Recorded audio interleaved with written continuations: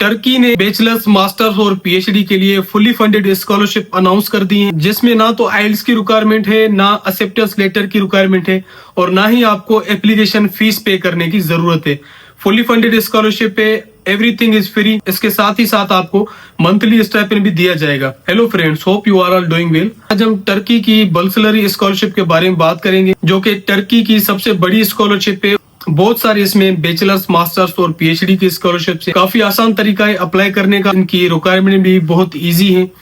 तो आज हम बात करेंगे इनकी बेनिफिट्स के बारे में कि कौन कौन से बेनिफिट्स इस स्कॉलरशिप में दिए जाते हैं। डॉक्यूमेंट्स के बारे में बात करेंगे कि कौन कौन से डॉक्यूमेंट्स आपको चाहिए होंगे। स्कॉलरशिप की जो एलिजिबिलिटी क्राइटेरिया है, एज लिमिट क्या है, इस पे बात करेंगे। कम से कम कितने मार्क्स होने चाहिए आपको अप्लाई करने के लिए, प्रोग्राम्स कौन कौन से ऑफर हो रहे हैं, एप्लीकेशन प्रोसेस क्या है और इम्पोर्टेंट डेट्स क्या है अप्लाई करने की। तो बगैर कोई टाइम वेस्ट की हम बेनिफिट्स पे शुरुआत करते हैं। बेनिफिट्स में ये है कि फुली फंडेड स्कॉलरशिप पे हर चीज आपकी कवर होती है।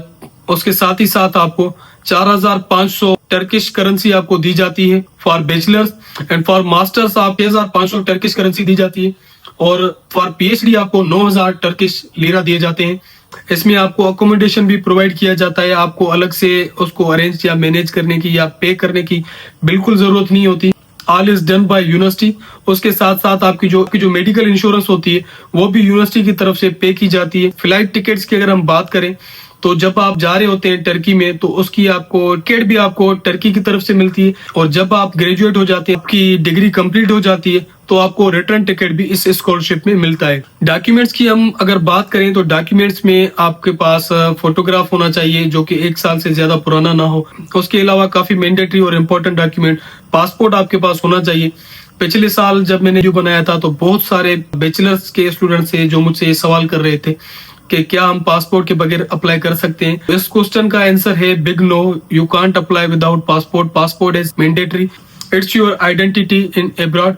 उसके अलावा आपके पास ट्रांसक्रिप्ट होनी चाहिए।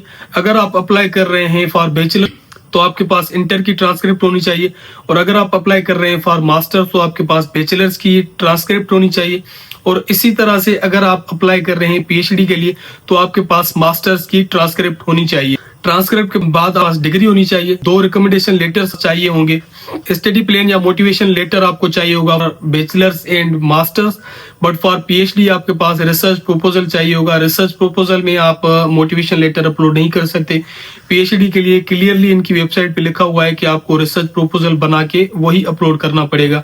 इंग्लिश प्रोफिशिएंसी सर्टिफिकेट आप अपलोड करेंगे और आइल्स मैंडेटरी नहीं है लेकिन ऑप्शनल है। अगर आपके पास है तो आपके चांसेस बढ़ सकते हैं। आप अपनी सीवी अपलोड करेंगे और अगर आपके पास एक्स्ट्रा करिकुलर एक्टिविटीज की सर्टिफिकेट्स है वो अपलोड करेंगे। आपके पास एकेडमिक अचीवमेंट्स है वो अपलोड करेंगे। आपने कोई नेशनल लेवल पे कोई टेस्ट वगैरह दी हुई है लाइक जीआरई या हेट तो आप वो भी अपलोड करेंगे। इससे क्या होगा कि इससे आपकी जो सिलेक्शन के चांसेस हैं वो आपके काफी हाई हो सकते हैं। एलिजिबिलिटी क्राइटेरिया पे हम आते हैं तो एलिजिबिलिटी क्राइटेरिया में एज लिमिट जो है बैचलर्स के लिए 21 ईयर है और मास्टर्स के लिए 30 ईयर है और पीएचडी के लिए एज लिमिट जो है वो 35 ईयर्स तक आप अप्लाई कर सकते हैं। और मार्क्स का जो क्राइटेरिया है, अगर आप बैचलर्स के लिए अप्लाई कर रहे हैं तो प्रीवियस डिग्री आपके पास 70% तक होनी चाहिए और अगर आप मास्टर्स और पीएचडी के लिए अप्लाई कर रहे हैं तो आपके पास 75% होनी चाहिए। और अगर आपका मेजर हेल्थ और मेडिसिन से रिलेटेड है लाइक डेंटिस्ट्री हो गया, फार्मेसी हो गया या मेडिसिन का कोई भी सब्जेक्ट हो जाता है, जैसे इंटरनल मेडिसिन हो जाता है, कार्डियोलॉजी हो जाता है या आर्थोपोडिक्स हो जाता है या सर्जरी वगैरह, मेडिकल के जो भी सब्जेक्ट्स होते हैं उसमें जो आपकी मार्क्स होती हैं वो 90% होनी चाहिए, तभी आप इस स्कॉलरशिप में अप्लाई करने के लिए एलिजिबल है। प्रोग्राम्स की अगर हम बात करें तो बहुत सारे प्रोग्राम्स हैं। अगर मैं हर एक प्रोग्राम के बारे में बताऊं तो ये वीडियो बहुत लंबी हो जाएगी। इन शॉर्ट सब मेजर्स में आपसे शेयर करता हूं। बाकी सारे मेजर्स आप जब अप्लाई कर रहे होंगे टर्किश स्कॉलरशिप के पोर्टल पे आप काफी सारे प्रोग्राम्स देखेंगे। हम जर्नल प्रोग्राम्स में मेंशन करता जा रहा हूँ कि मेडिकल और हेल्थ एंड साइंसेस के काफी सारे प्रोग्राम्स हैं जिसमें फार्मेसी भी आ जाता है और जिसमें मेडिसिन और डेंटिस्ट्री भी आ जाता है। लाइफ साइंस के जो भी सब्जेक्ट्स होते हैं जैसे बायोकेमिस्ट्री हो गया, माइक्रोबायोलॉजी हो गया, ये सारे सब्जेक्ट्स आ जाते हैं। इंजीनियरिंग के बहुत सारे सब्जेक्ट्स हैं।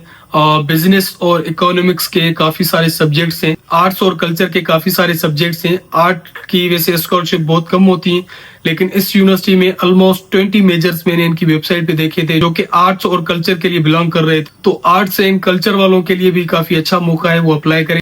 लिटरेचर के काफी सारे इसमें मेजर्स हैं, ह्यूमैनिटीज और सोशल साइंसेस के काफी सारे मेजर्स। उसके अलावा मैं जो इम्पोर्टेंट बात करने लगा हूँ, इस्लामिक स्टडीज के भी काफी सारे इसमें मेजर्स हैं।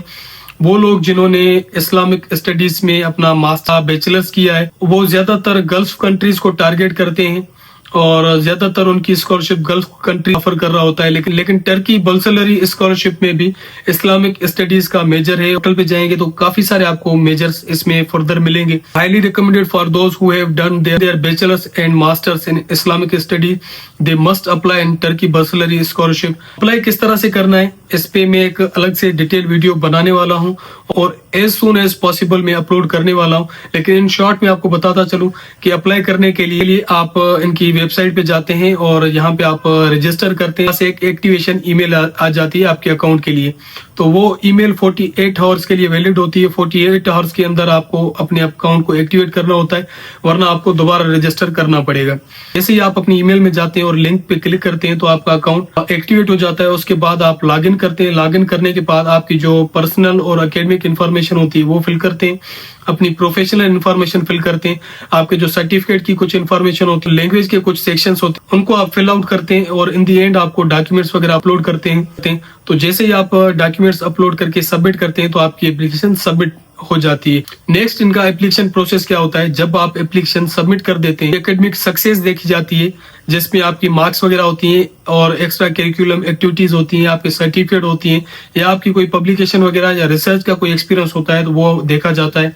उसके अलावा आपका जो मोटिवेशन लेटर है वो देखा जाता है, या अगर आप पीएचडी में तो आपका रिसर्च प्रपोजल देखा जाता है। सोशल एक्टिविटीज होती हैं वो भी देखी जाती है। आपके डॉक्यूमेंट्स की इवोल्यूशन करने के बाद आपका इंटरव्यू कंडक्ट किया जाता है और इंटरव्यू में आपका वेलकम होता है, आपके जो डॉक्यूमेंट्स वगैरह होते हैं वो चेक होते हैं। उसके बाद आपका जो एकेडमिक पर्पस है वो देखा जाता है और आपका मोटिवेशन आपसे पूछा जाता है। आपने जिस प्रोग्राम में अप्लाई किया हुआ होता है उससे रिलेटेड आपका जो मोटिवेशन है वो पूछा जाता है। एकेडमिक नॉलेज आपसे पूछी जाती है। फॉर एग्जाम्पल आपने जिस मेजर में अप्लाई किया है उस मेजर के बारे में आपसे क्वेश्चन वगैरह पूछे जा सकते हैं। जर्नल इन्फॉर्मेशन आपसे पूछी जा सकती है और in the end few information about Turkey and Turkish culture भी। इम्पोर्टेंट डेट्स भी हम आते हैं तो 10 जनवरी को स्कॉलरशिप ओपन हो चुकी है, जो कि 20 फेब तक की डेडलाइन है। एप्लीकेशन जब सबमिट करते हैं तो डेडलाइन के बाद मार्च अप्रैल तक आपकी एप्लीकेशन के इवोल्यूशन होते हैं और फिर अप्रैल टू जून तक आपके इंटरव्यू कंडक्ट किए जाते हैं। अगस्त तक आपका जो रिजल्ट है वो अनाउंस होता है। अगस्त के फर्स्ट 2 वीक्स में, अगस्त के सेकंड जो लास्ट वीक होते हैं